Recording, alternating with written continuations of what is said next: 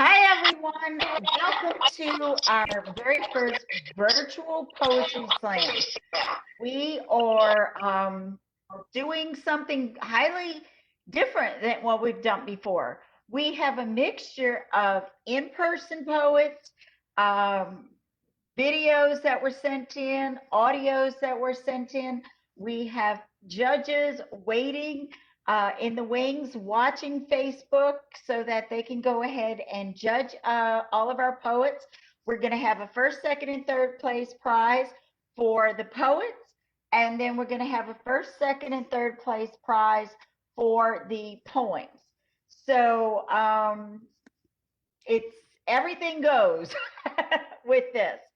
We hope you will enjoy this. At the very end, when we're done, we're going to have like a little question and answer session while our judges are sending us the information on who won. And then we are in this presentation going to be announcing our winners.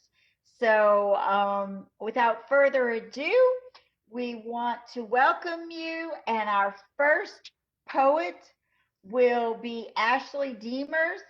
Then the rest of our poets that are live, when they get on, will introduce themselves and get going with their poets. So everyone, welcome Miss Ashley Demers. Yay! Thank you very much. So I'm going to be reading a poem called Hello, Goodbye. And I'm going to try and make it through without losing it. Okay. Late night, early morn, waiting for you to be born, wanting to hold you and see you smile, making the hot summer sleepless night worthwhile. She's here, tears in our eyes and smiles on our face. Welcome to the world, Miss Haley Renee.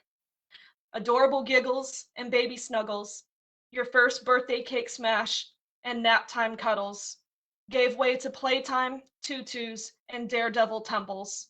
Saturday nights spent at the races with lots of familiar faces. Watching your daddy drive, you were his biggest inspiration. Fun summer days splashing in the pool to your very first day of school.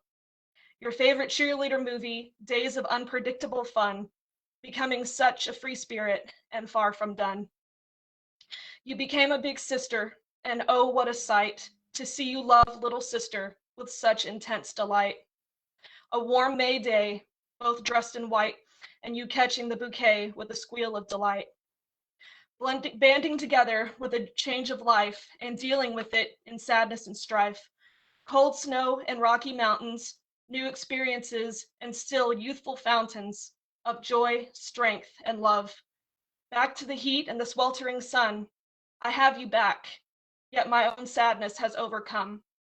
I am there in body, but not in heart. My own selfish antics made me seem as if apart. I am ashamed every day for letting my issues get in the way of fun with you and your sister too. I know I said I was sorry, and I know you said it was okay, but I was going to make it up to you, try as I may. A new, better man in my life, you accepted him as family, and what a joy it was to not be in calamity.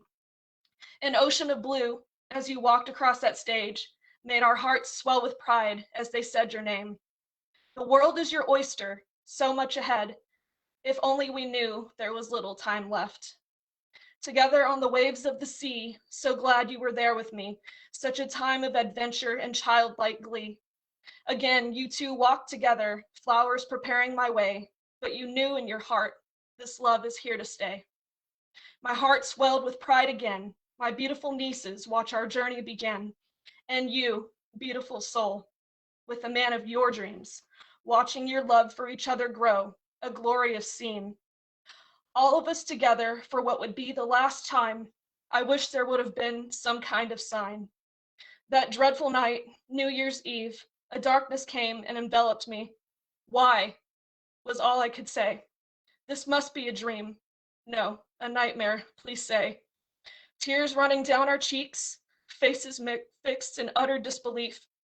Where do we go from here, we think, each in our own grief, wanting answers, justice, yet we sink.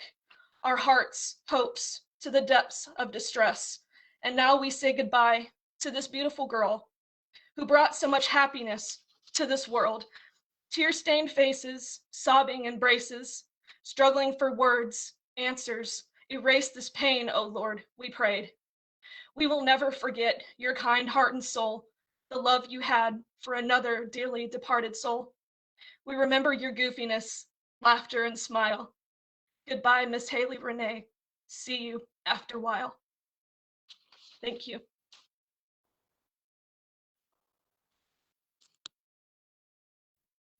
Wow, that was awesome. Okay, Gary, take it away.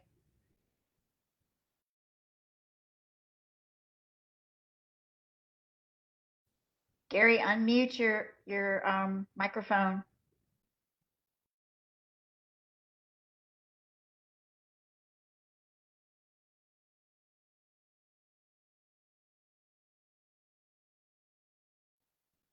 Gary, unmute your microphone.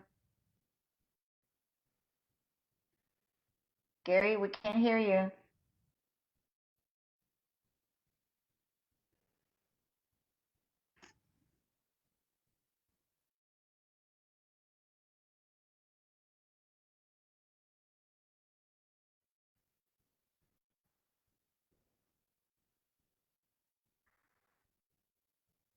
Gary?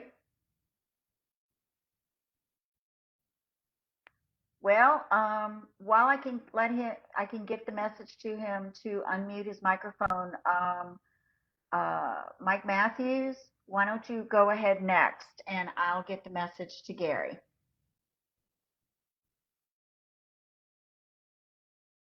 Okay, hi. I will be reading 3 poems. The first one is from my book called Water of Joy. It's the beginning poem. It launches the journey. It's called Before Sunrise, where most of the poem takes place right before a sense of sunrise or realization. It kind of sets the tone for the whole book. The poem is called Before Sunrise, and here we go. The sphere of light from the lamppost, diffused by misty fog, holds back the encroaching dark night. The roads at the intersection extend into emptiness. The sky shows no stars. Soon, the sun will shake away the fog, and the morning will outshine the lamplight. Then stop signs, busy traffic, rough engines and car horns will define the outlines of the streets. The lampost's thick glass fixture hangs on impermanent red and green wires. It will fall soon, and the bulb will break. Then the night will encompass the lamppost and everything within its small light. Before the sunrise, before the new light, the stillness of the silence and the dark will define no objects, no street to travel. The shape of nothing will appear as the endless form of serenity. That was called Before Sunrise. I have 2 poems that will appear in a book that has just been accepted to be published. I'm still kind of processing that. Book 2, which I feel like is the prequel to this one. That book is called Ashes, and it will come out, be available probably this summer. I have 2 poems that will appear there. One is called White Ashes, and I'll read White Ashes first. What did Dad see when he looked at the horizon, filled with gulf water and small breaking waves? When did he look at the sea and say, "That's where I want to go"? to let my ashes sift into salt and sand?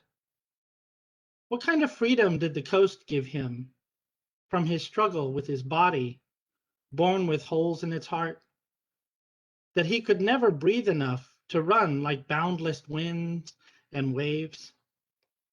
Fishers on the pier showed us their one big fish, curled in a cooler and wrapped with rubber bands. A slow barge left the wide mouth of the river, leaving the boundary of the shore for the sea. Grackles shuttled on the bank and gurgled.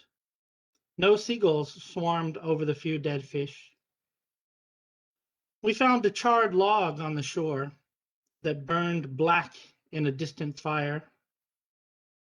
His brass urn shined in the bright October sun. The white smoke from the incense smelled like the sweet calm of a temple, and the small flames on the candles slowly descended through the words, happiness, health, forever. We poured his ashes in the ocean, where the Colorado River meets the Gulf of Mexico, where the waves felt like fists when they broke against our chests. Dad's caliche white ashes sifted into the sandy brown water, where they spread together with the endless breathing waves, forever indistinguishable. That one was called White Ashes. This poem appears in the book. You'll have to read it to find out where. This one is called Grief and Seeking. Almost 2 years ago, my father died, and it was cold, the day I looked for his car. I assumed he drove to the hospital for the doctors to check his gallbladder. I wore a thin, old, worn black sports coat with scuffled cuffs. October sometimes stays warm, but the weather aligned with the cold of grief, and the wind easily bit through my jacket. I traipsed through a blur in each parking lot, up and down each aisle, slowly, looking for a short blue car and mistaking a few with false hope. I asked the receptionist if she could look up whether he drove or that he was carried there.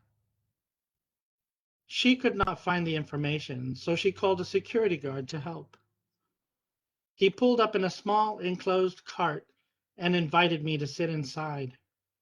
Slowly, he drove up and down each aisle to let me look at each car, inside and away from the cold.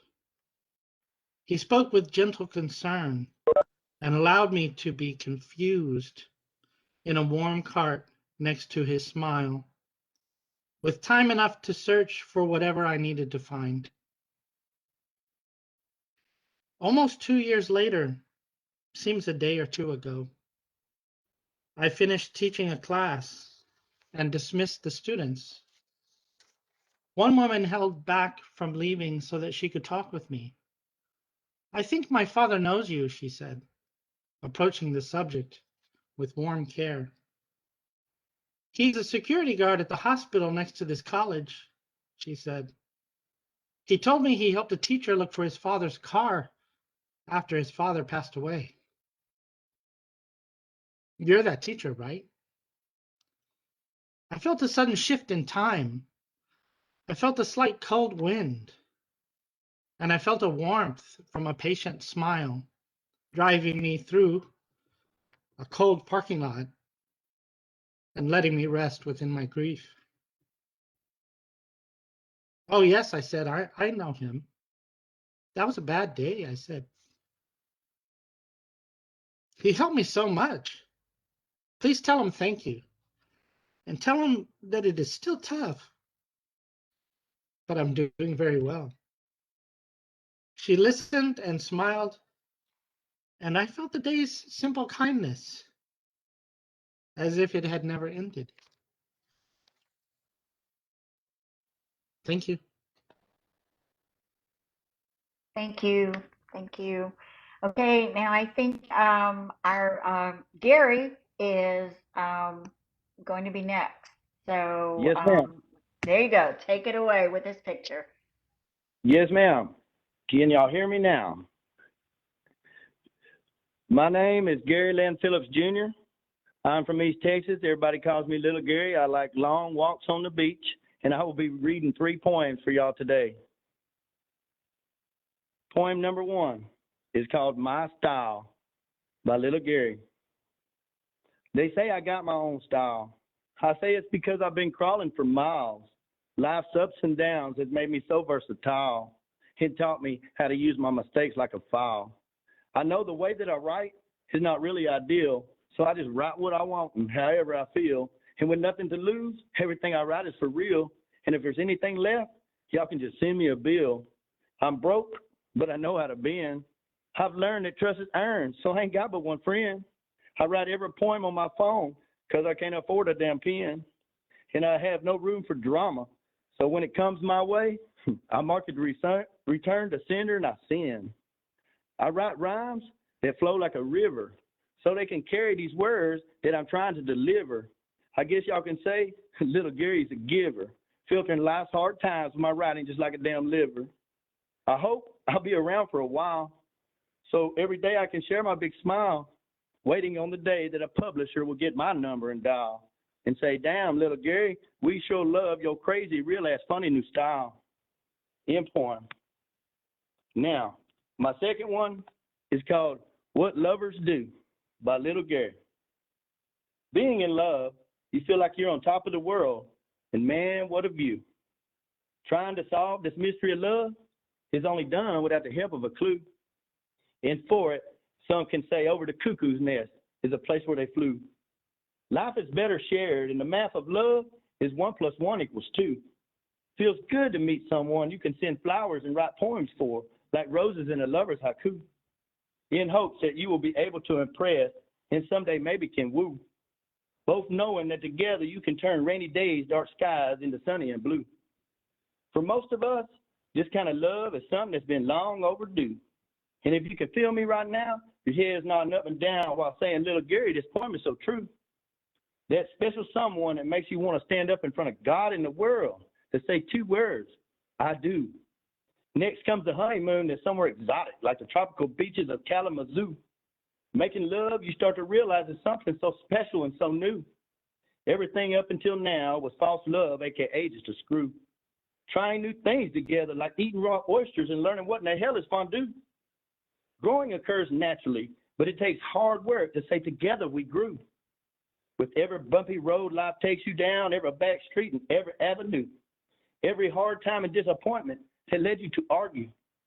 Every day your love grew stronger and built a band that no one can ever undo. Hopefully now, because you both just got a matching tattoo. And you're sharing the same name because you both going around saying, my boo.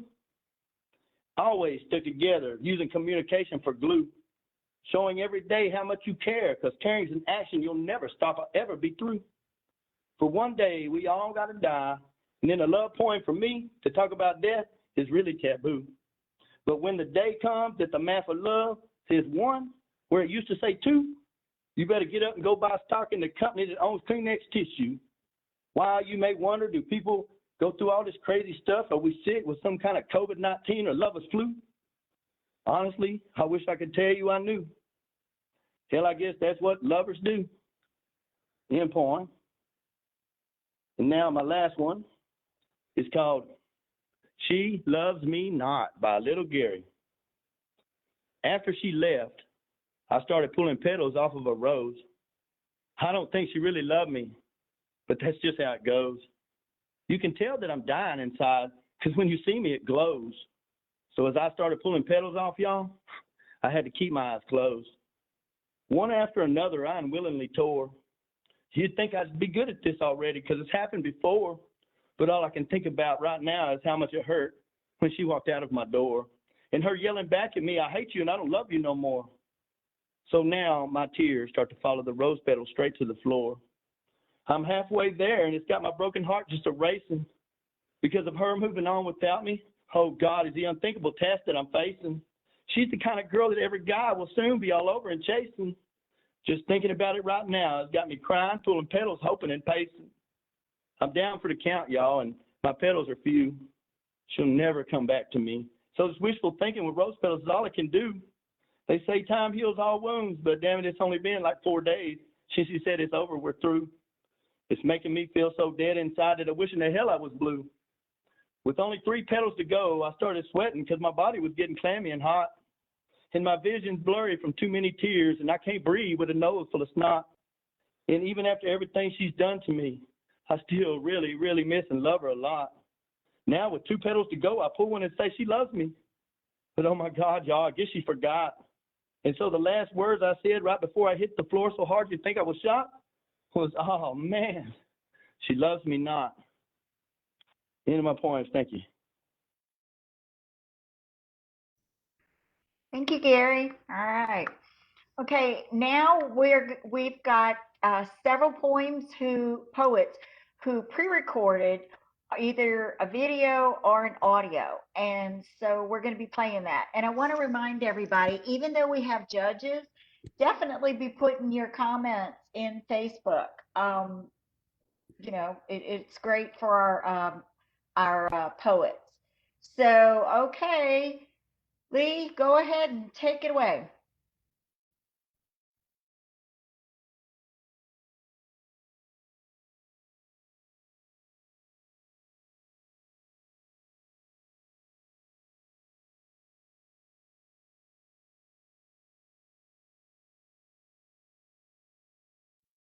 Lee, we can't hear it.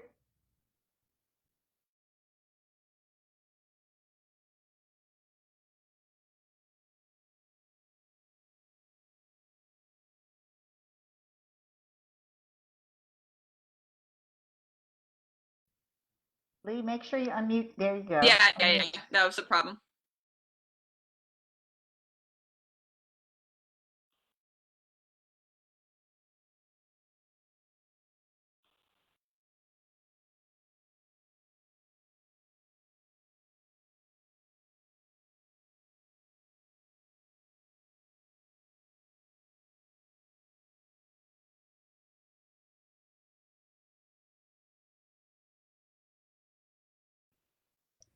We still can't hear it, Lee.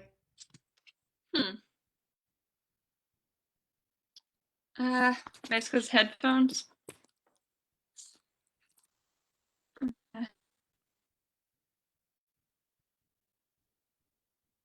Can you play the actual song?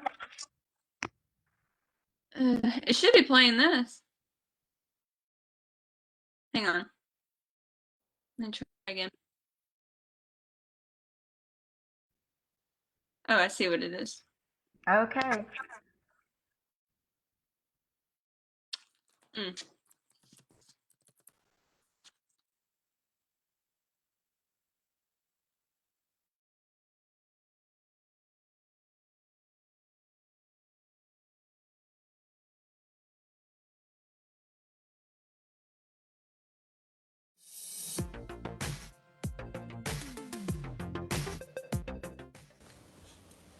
Life. How could someone ever forget a memorable face? A sweet and honorable soul like yours is an image that will never be erased. Eventually, the mind will begin to deteriorate. All the pain and pressure will not be able to sustain all the weight. It's so sad to think of all the things that come with old age. Unfortunately, that's part of the elderly stage.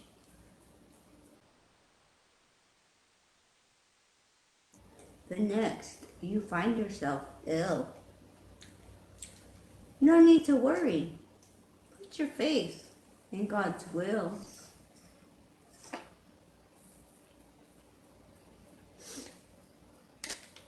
Reality is, regardless of woman or man, start now. Eat healthy and exercise the brain while you can. Everyone in your life should feel appreciated and loved. Shouldn't have to say a word. It should be felt by the way you are loved. Through God, we keep your presence alive.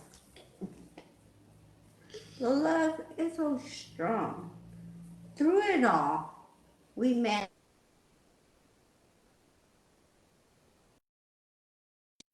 burden.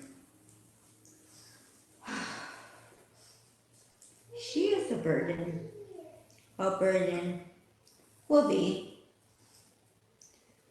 past the dark days. Sometimes she cannot see, not knowing where this girl's life could lead. Certainly, in her life, God, she does need. Luckily, God blessed her with such an imagination. She could see it so well. It was like physically being on vacation. Mountains, volcanoes, sunsets, and trees. Blueberries, dandelions, aggressive bees. It's so magically interesting what the mind can do. From corner to corner, transporting you to somewhere new. Привет, Vasyum. Меня зовут Deanna. И я хотел вы поделиться некоторыми из моих мыслей своими. Спасибо. This poem is titled Fear is for a moment, faith is forever. Everyone is at risk, no matter their condition. This thing favors no particular age, race, gender, or religion. It entered our lives determined to stay. But solid efforts are being made to eradicate or keep it at bay. Brutality, homicides, lockdowns, and suicides, civil disobedience resulting in interpersonal and collective violence.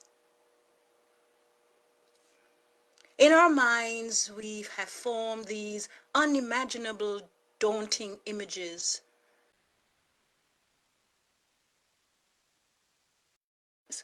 School and building closures and enormous damages.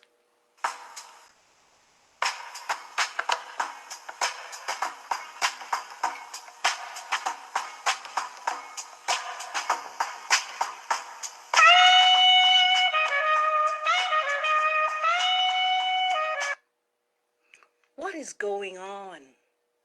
What is going on? We're witnessing situations that are crippling the nation. But despite the calamities that have intruded uninvited, we can focus on some positives that have unfolded. Kindness, closeness, sharing and caring, family strengthening and character building, entrepreneurship, love, religious awareness, all seem to emerge from what seemed like an abyss. Sometimes we have tragedies in our lives that seem to pierce our hearts like knives. At times, we feel we were dealt a bad hand. Finding a solution is like trying to separate sugar from sand. Some people wake up daily and pray because the one above will lead the way and save the day. Have faith and do the right thing when you need to. Just know that with strength and love, we will see all of this through. We all can do better.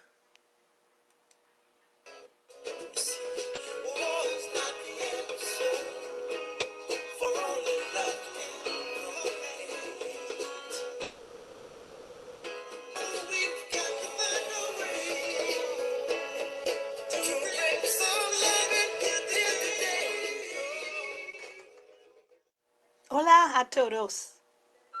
Mi nombre es Deanna. Me gustaría compartir algunos de mis pensamientos contigo, por favor. The name of this poem is Vivir para la Vida. Continue to hope for the best. Situations change with time. Our dreams and goals will manifest. We have no time to whine.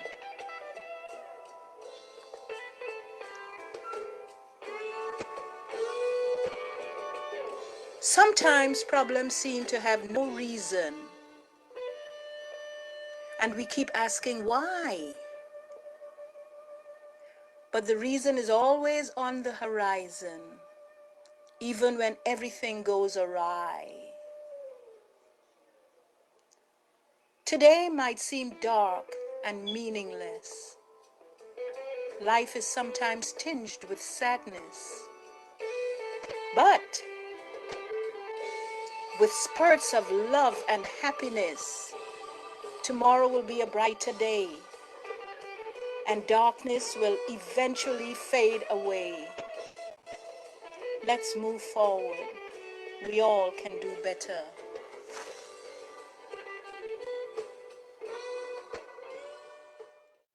Bonjour à tous. Je m'appelle Deanna. J'aimerais partager certains de mes pensées avec vous, s'il vous plaît. Merci. This title is C'est la vie. Sounds of happiness, sounds of sadness, sometimes bittersweet madness. Tears of joy, again and again and again. No worries, no pressure, no strain. Celebrate the joy, dismiss the pain. We celebrate, we endure. Emotions exist forevermore. Others feel the same way too. Yes, that's true. Not only you. Happiness and sadness sometimes meet, an encounter that is bittersweet. But happiness will always override the sadness that will subside. In this complex world in which we live, we must find time to stop and give. Give of ourselves with prayers and love, just as we receive from above. We don't always have to be the best, but we should always do our best. We all can do better to make a change. It's been a long, long, a long time coming, but I know change gonna come. Oh, yes, it will. This next poem is by Ojo Tai. The title is The Long Crack in My Body Braids into a Net. Grief with me is falling into the soft, dark hole of my body, finding small pains that grow into caskets, stacked like shoes already shedding their names above ground, in any husk of a thing. The soft braille of birthmarks on the thighs of a trans lover doomed to wash out in the next storm. Exchanginess, enough depth to squeeze the earth, to snap a rib, a severed moth's wing, to watch it disappear and pretend the mind doesn't return over and over to a single scene. I would like to hold the heart I cannot see in my hands, like one of them made of air and amygdala. How dying is a berry fruit when my mouth first opened and I became a deer eating snow. I could still hear my sister whistling just after I've learned to sing along to radio silence as winter empties. Our voices and the gray horizon becomes too small to carry us inside. Swelter by Ojo Tai. It's March, and the clouds in the shape of hands cast silvery shadows over us. I sit in my porch with the world heavy in my mouth. The trees lean closer today, and a bird I follow with my eyes glides in the air and descends. To tell you something you already know, the morning news were bloated with thoughts and prayers for those affected by the pandemic. A drought sprawling with the breath of death. Too many worries, and I can't stop mourning everything again and again. What if my brother does not die, but instead is damaged? What if he must rely on the aid of oxygen? What if I have to kill him with my paws? What if he doesn't find solace in civil rights? What if he goes blue and all we need to learn is hope, and hope whether or not he looks good enough to bury? There's a bird wing in my heart, terrifying and silent, like a drain with shallow water. For days I dream and summon a flood.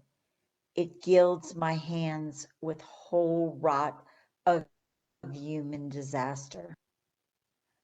I'll never lift him up like when he was 5 and the earth loosens.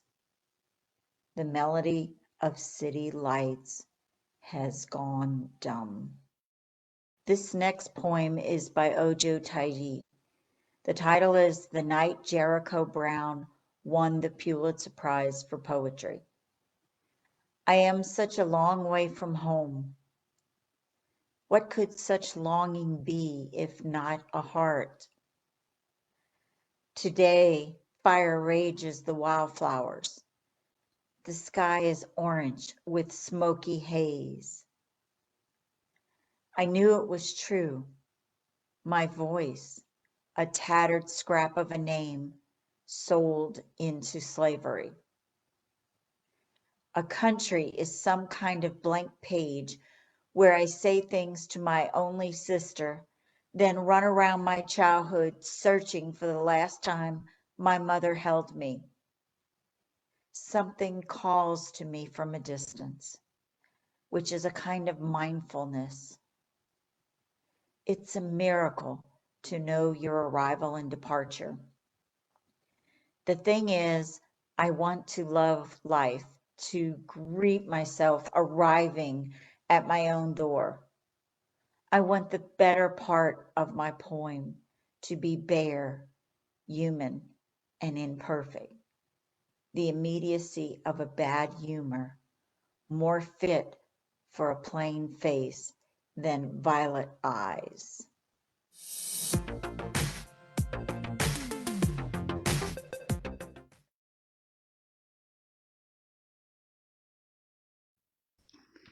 Okay, now it's judging time, and it's up to our judges. What they've been doing is they've been scoring. First of all, I want to thank all of you poets. This was amazing and so emotional. So thank you for your courage to be vulnerable and to share your poems with us. We're gonna allow our judges about 5 minutes. They're going to tabulate their scores. They've been watching it on Facebook, and I'm going to have the message in chat, no big envelope. I had someone suggest, it was Professor Matthews suggests that my coworker just throw a wadded up piece of paper at my head with the answers. No, we're a little more formal than that. But while we are waiting, we're opening the floor to our poets, Ashley, Professor Matthews, Gary. You can go ahead and unmute and chit chat for a few minutes until we get our results. Awesome. Thank you. This was always great to have an opportunity to share these things, these poems and this work. It's a very isolating type of work to do. So to share it with others who want to really figure out the mystery of how these things work together. Such a variation of things that can be so expressive of such, deep thinking and deep concerns. This is to me, like I described to you before, it's an opportunity to kind of put the wind, behind you and just keep motivating to do the work and because it's a challenge to do these things. So being able to share it really is motivating, and I hope I can share it with everybody even more when these come out, when the next book comes out. And if you want to figure out how to order one, I guess you're going to post our emails Well, or something. well, you can put in the chat, if you put your link in the chat, then Lee can go ahead and put it in the comments. That's for you also, Gary and Ashley. If y'all want to put, and to any of our poets who are listening who pre-recorded, you can put it in the chat, and then Lee will go ahead and put it in the comments. So yeah. So Gary, I know that can you tell us a little bit about your experience with poetry, and then we'll get to you, Ashley. Oh yes, ma'am. I I raised my 3 kids by myself. I'm an electrician for 25 years now, and when my kids got grown, they asked me what I wanted to be when I grew up. So I decided I always wanted to be a comedian. So I was going to Dallas and doing stand-up comedy in my part-time and doing really good. And anyway, I had wrecked my daughter's truck because it had to go up there so late and it's so far on work nights and so on and so forth. But anyway, I have a YouTube page, so I started writing these funny kind of adult rhymes, I guess you could say, about a year ago. And my girlfriend at the time, she hooked me up with this allpoetry.com, and I started writing these rhymes. And now in a year, I got 3,000 something followers. They all got me to do this poetry radio show once a month. So it's kind of just been blowing up, won 200 something different trophies, competitions, and I'm just trying to get myself out there to help me and my family. I call my stuff poemsics because I'm not a poet and I don't do musical stuff. So when I read them, it's got a beat that you could only, it only can play in your head as you read it. And I don't know what it is, but they all got a beat to them and so on and so forth. And here I am today. There you go. Well, we're glad you're here. And Ashley, you were in our last poetry. It's a little different than Poetry Slam. Different than last time, huh? Oh, unmute. Yeah. Sorry, I was typing something. Oh, okay. Yes, it was definitely different. it's funny because a lot of my creative juices started flowing over the last couple of days, and I was like, oh, of course it would flow. The poetry from do anything about it. That's okay. It was very, very hard to read that. It was almost kind of like a test for myself, our family. I'm not looking for brownie points or any sympathy. Just our family dealing with this recent tragedy, losing my niece on New Year's. So I just, one of the things that I took comfort in was just sitting down and writing. Started and thought that try to submit it. If anything, we'll get a chance to see kind of like a glimpse into Mrs. life and maybe inspiration. I honestly have not been I have a problem with comments. I don't have it. And I'm also a singer and a performer, so people kind of find that interesting. Wow, but you sing just like it, like stage is your home. I said, well, yeah, but that's just me getting into the moment and having fun. I really levels are extremely lacking, so I was not really sure of my abilities and if I really had any writing talent or potential. Um, but my husband's very, very supportive. Yes, to get that out. So Well, that's amazing. That's amazing. And we I know that we don't have our pre-recorded poets here, but I just want to say a little bit about them. Um, Mara Cruz, she was in our last poetry slam. Our last poetry slam was all pre-recorded, and so she was one of our winners. Ashley, you were also one of our winners. So and then we have Deanna Ramos, who actually has, I think, and she's gonna probably tell me I'm wrong, but I think she has some published work as well. And Ojo also has a website, so we will try to get him. Hopefully, he's listening, but we will try to get his website into the comments as well, so that everyone can enjoy all of their poetry. Um, I still don't see my answers yet. So I know, Professor Matthews, you have more to say. So go for it. I do. I didn't know. Right? What I've been posting some things in the chat. I guess I could plug these opportunities. I feel like it's just overwhelming to be able to share this, to see where this art goes, see where poetry goes. So I posted my email address here in the chat if anybody wants to ask me about the books that I have. I posted the publisher's link to be able to buy the book from them. That's where the next book will be available. I'm still going to be signing the contract. I'm just this has been a dream that I've had since I've been chasing writing, since I got bit by that bug when I was about 14 or 15. So things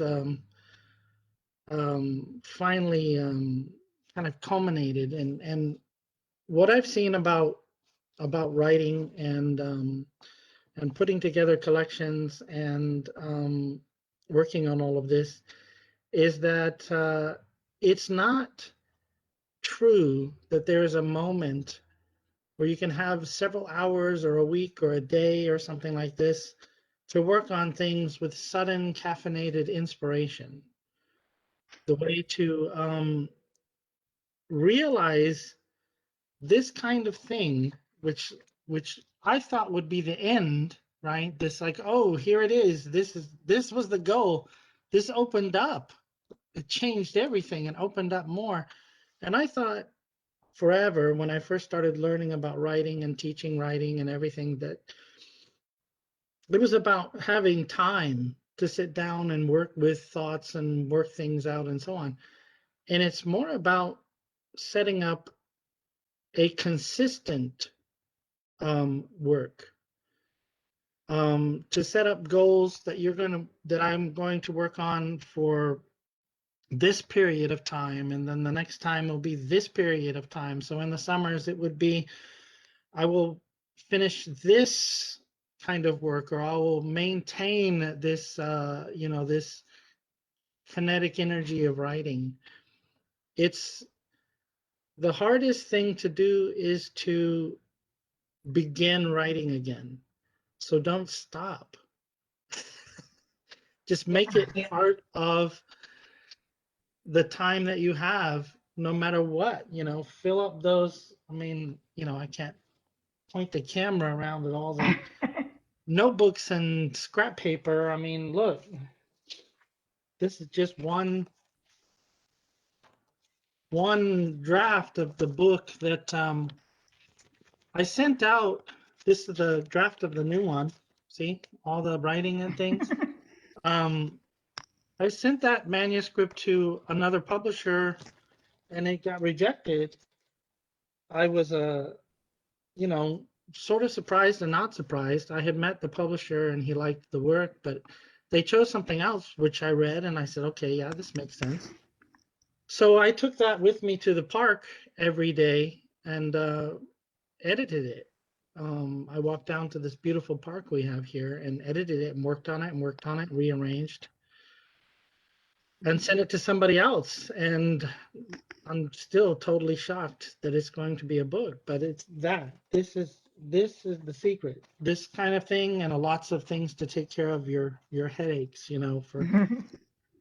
for doing revisions. So having this kind of opportunity to share it with everybody is the kind of reward. It's rewarding for all of that, tedious kind of work that you have to do. It's like, what did I really write that typo? Is that really a line that makes any sense? I mean, Gary's rhymes is just that's a lot of work. I'm really impressed to make those lines work that way, to make it sound like it's just natural. I know the work that goes behind that. And thank you so much. Believe it or not, since I started doing it, man, I do them on my 15-minute breaks. They come to me so quick. I got 300 and something of them. I've got hundreds on my phone.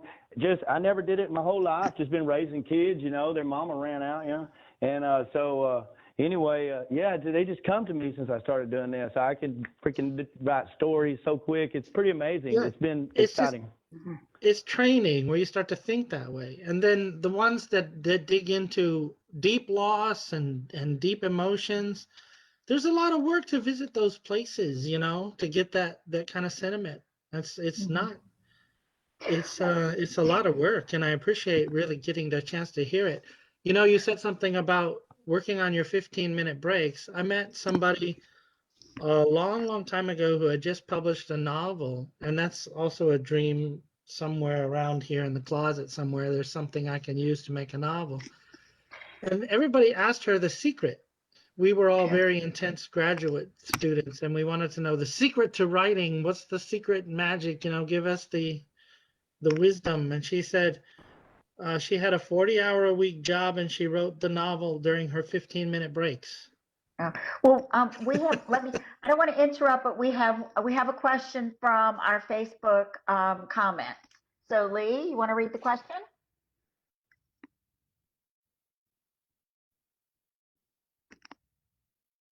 Lee, we can't hear you.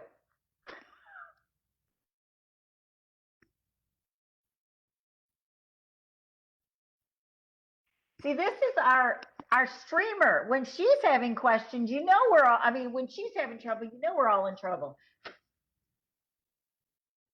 Can't hear you. Just chat it. Put it in chat, and I'll ask the question.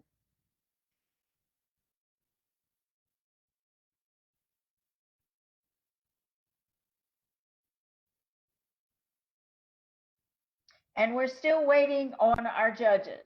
I keep sending these hysterical little emails to okay. The question is, for the poets, this is for all of you. Do you find that your poems are often attached to not only strong emotions, events, and experiences, but also artifacts, as though your verbal art has a natural tendency to attach itself to an object as well? Ashley, you want to grab that? I wrote one yesterday, and it was kind of fixated on flower petals, and it's something that I've been doing since I lost my niece. Every time I'm near a body of water, I pick a flower and I kind of like pick petals and watch them fall into the water. She loved the water, and I like to watch the petals kind of float away. So I kind of like I've been attaching it to different different objects as well, but definitely flower petals for me, at least right now. But I totally get what you're saying about attaching kind of like what you write about, like the content, to some actual credible object. I don't know if that makes sense. Okay, no, it does. Anybody else? I got something on it. Okay. Me, Gary? Yes, Gary. Okay, yes, ma'am. I have a lot of poems that attach itself to stuff. I have one, it's called The Creek. It's about a creek by my house where I do a lot of writing, and one about my house, because I got another one, me, the tree, and me, and something lonely me or something. Anyway, yeah, I have a lot of those. One, After Goodbyes, is about me living where I've lived for 20-something years, and I can show you every spot in the yard where each one of them told me goodbye, and things like that. Absolutely. It is attached all around and everything. Like I got 20 arms grabbing, for me anyway.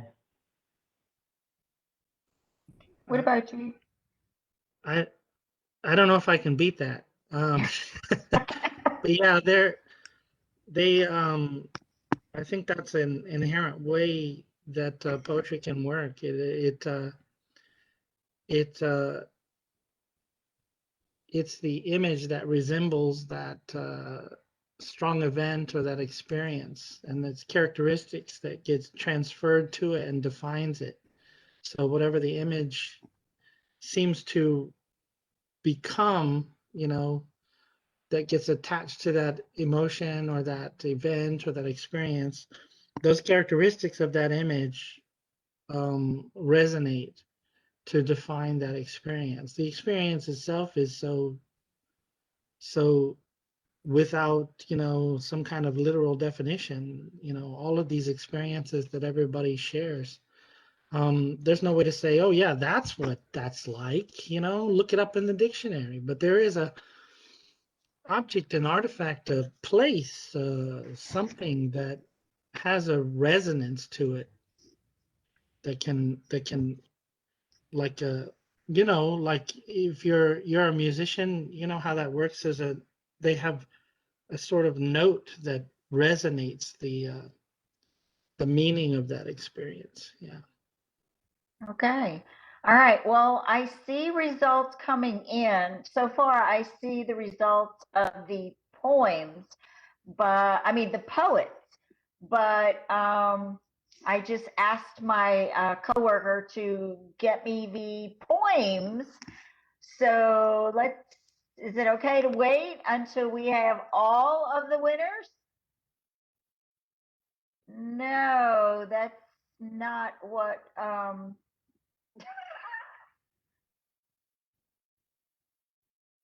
okay, my coworker just said my bad. So hang on a second.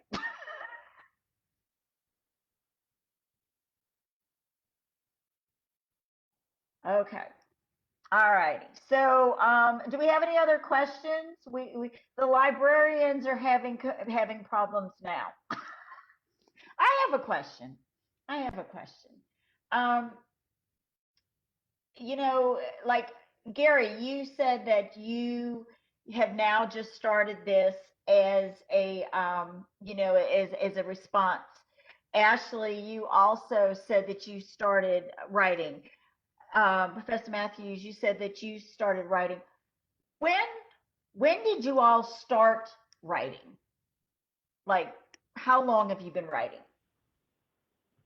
Um, if I'm going first, I would say just a Yeah. little over a year, just a little over a year since I was on lunch break, and my good friend Mike told me, could I write a rhyme using his name? And I wrote "A Girl I Could Like." It's about me making love to my old lady, and she calls me Mike. And everybody just loved it, and that's just started it all. Okay, cool. What about you, Ashley? When I was little, I wrote songs, but I didn't have as much of a grasp on the whole thing. I would say probably about what 2021. Um, I started writing a lot of more substantial things about 6 years ago. When I was having other issues in my life, ex-husband, stuff like that.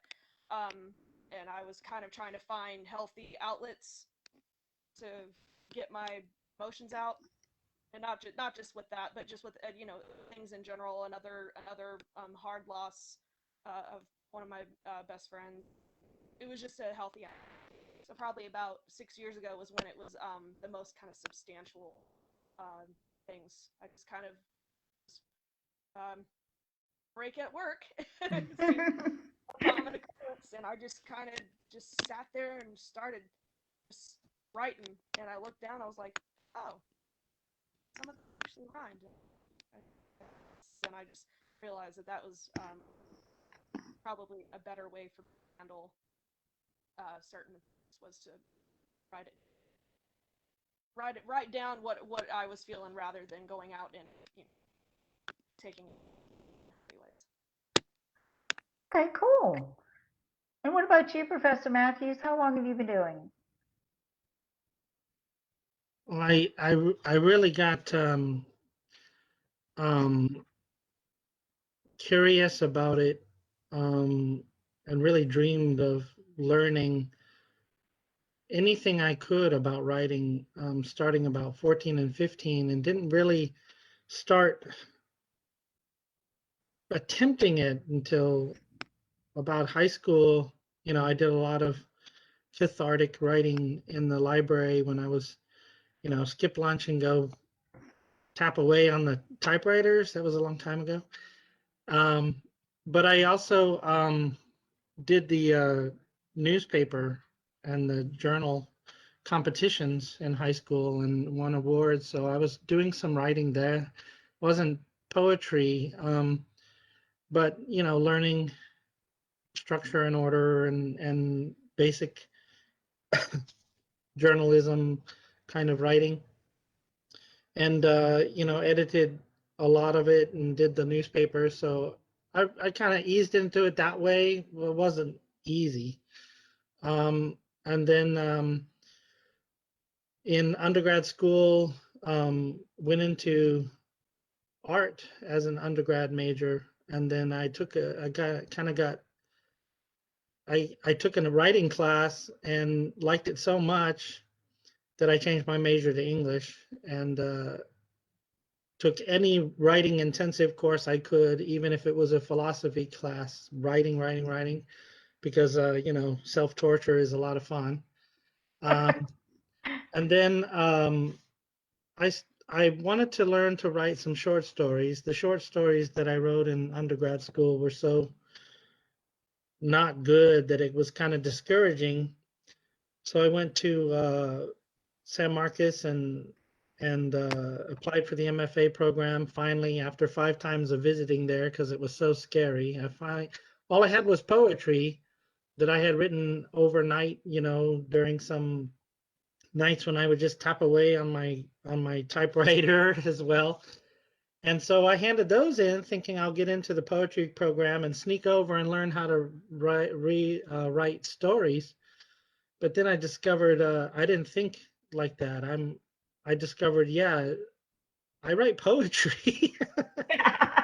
So uh, it's kind of been a long journey, but really it's for me it's been it's been just it's been about trying to learn as much as I can about it, teach it, and write it. And right now, it's the poetry is really working.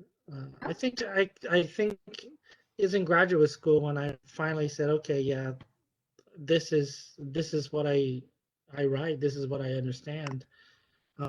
Eventually, maybe I'll try the prose again.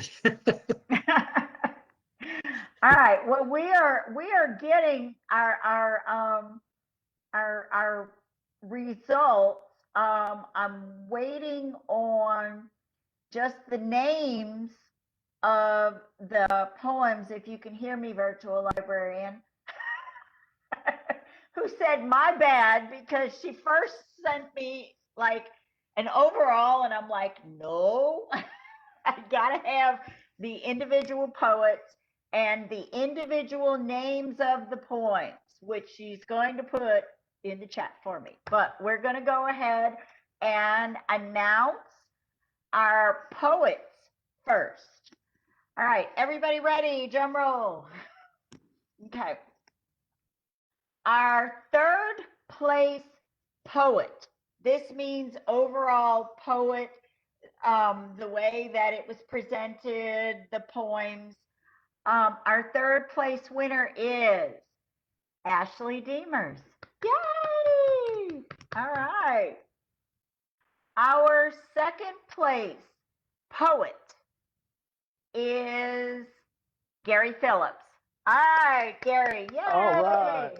Yay! And our first place poet is someone who pre-recorded. It is Deanna Ramos. So, yay! All right.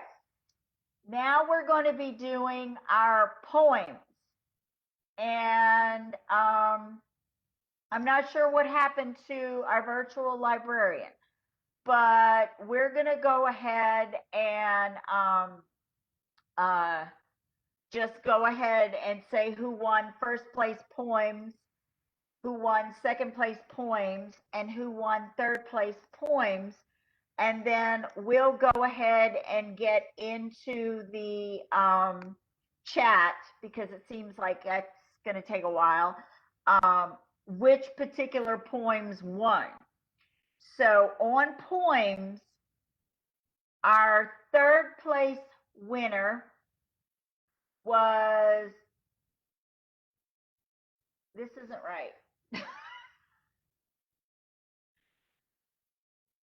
Let's give this a minute. So hang on a second.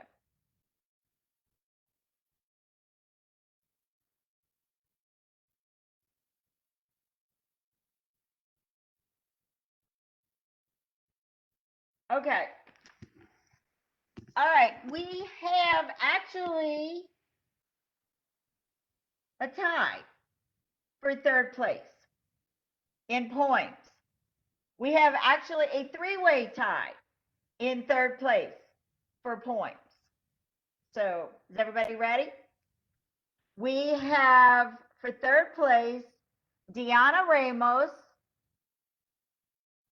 Maricruz Enriquez, and Mike Matthews for the poems.